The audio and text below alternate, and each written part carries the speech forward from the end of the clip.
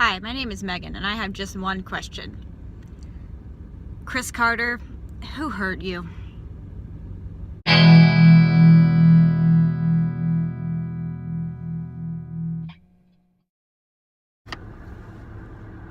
everyone, it's Megan. I think Review's here, and I'm going to be doing this video while I'm driving, so the audio is going to suck, and I'm sorry.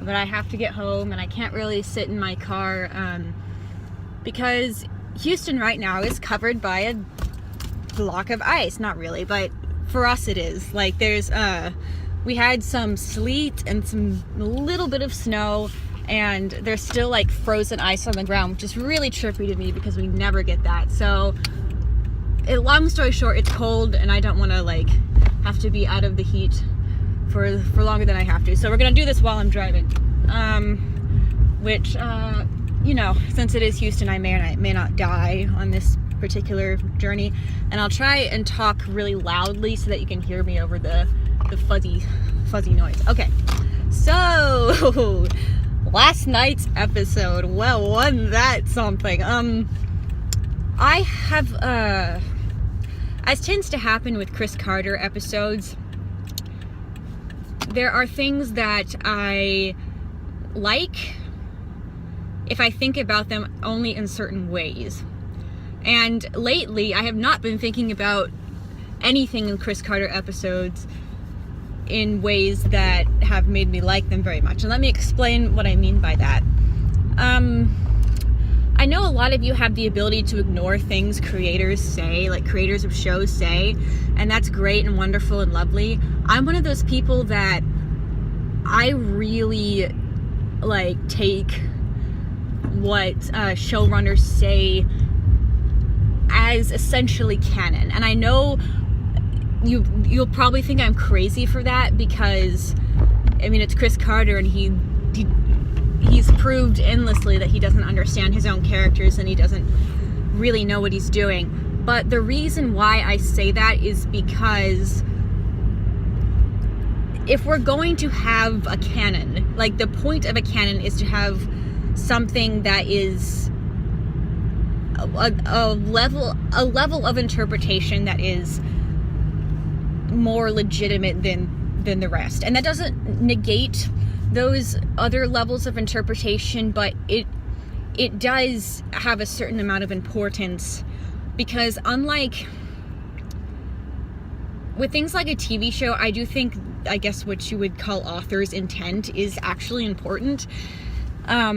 It's way more important than I think people like to think about, especially with the X-Files, which is a show where a lot of people are like, oh, well, the actors are the ones who really created Mulder and Scully. I don't agree with that, and I never have.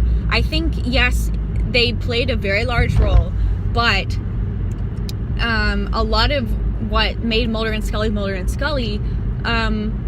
was the writing. And those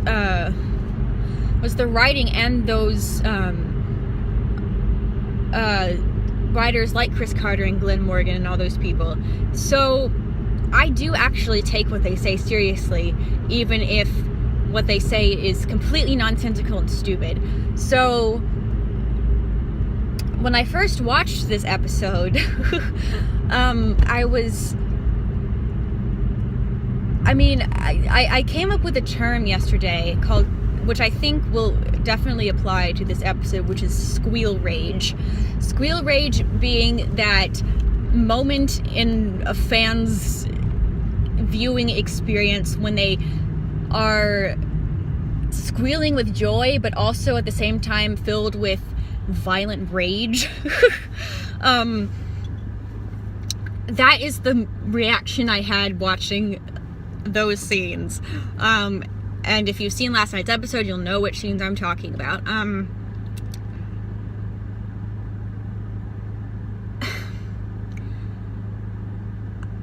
The verdict has mostly been yay for sex, nay for the conversation leading up to sex, which is, yeah, my general opinion too. But I've gotten so used to ignoring the shitty monologues that Chris Carter writes before anything of consequence happens that I personally willing to look past that shitty conversation, or at least ignore it, until I saw a clip from an interview with Chris Carter where he said the most heinous thing, which is that they're not romantic, they're platonic, they just had a human moment. And this is where I wish I could just ignore everything stupid that creators of shows say, but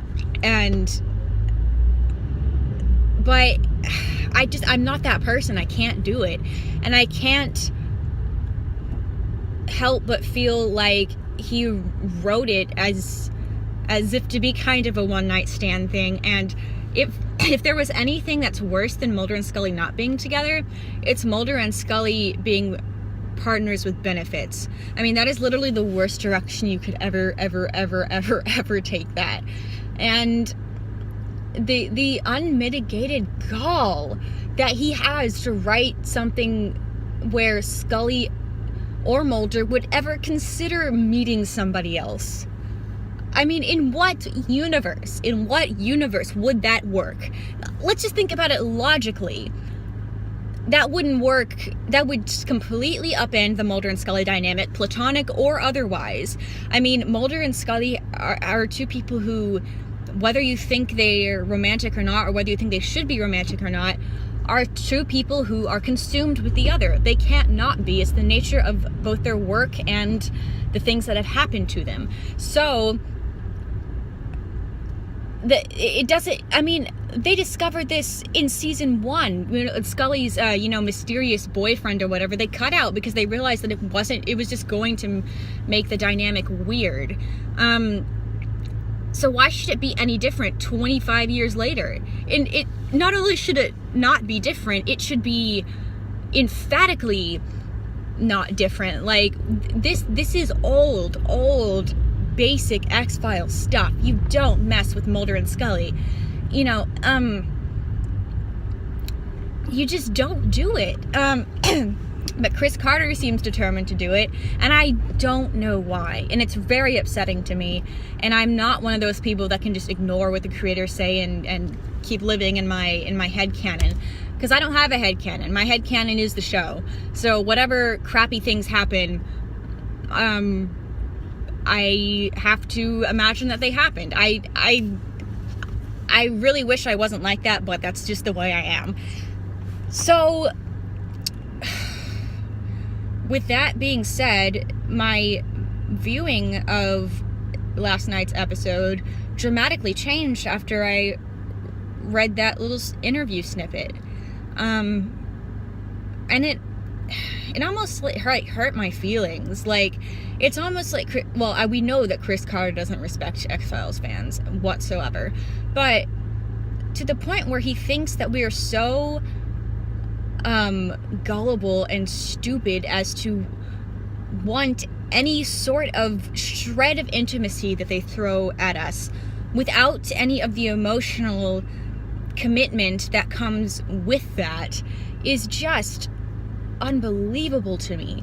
I personally could not care less if we get a Mulder and Scully sex scene. I honestly don't know why people are so hung up on that. I think it would make the viewing experience would be awkward at best, and Mulder and Scully are they're such fully realized characters that to see something like that, to me, would honestly feel like intrusion.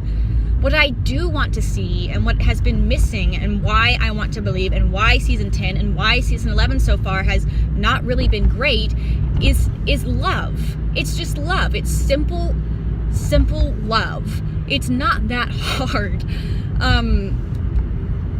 And the show did a better job of it when they weren't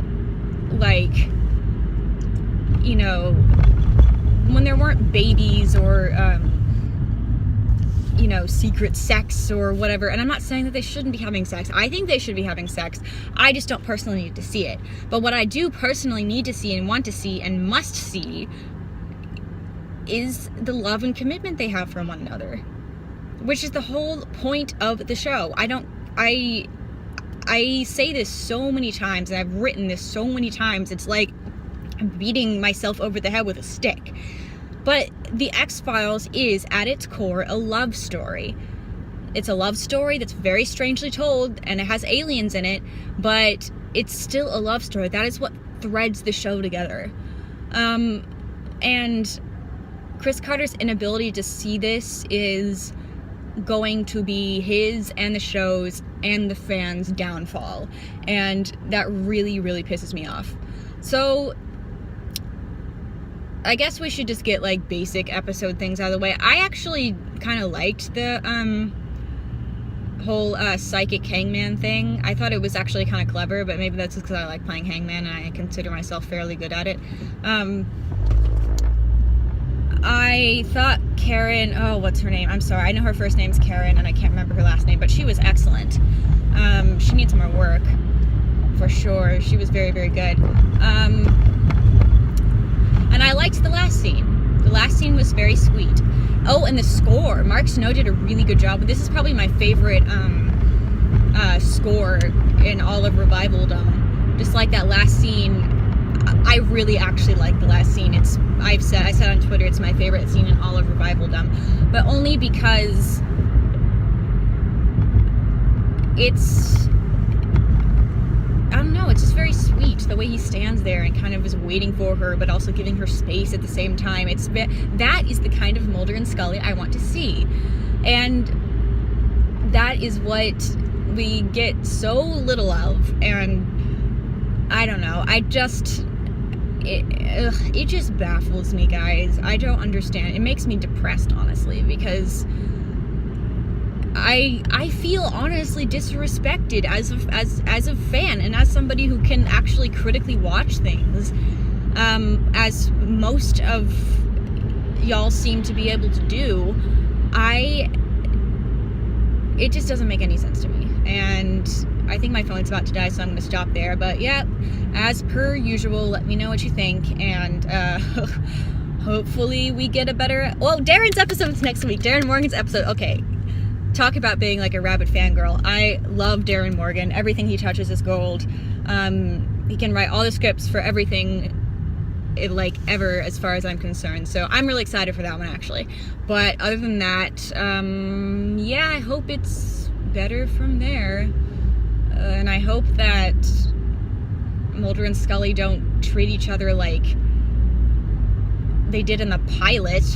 The pilot, they had more loving connection than they. I'm done. I'm going to smash into somebody if I keep ranting, because it just makes me violently angry. All right, goodbye. Goodbye.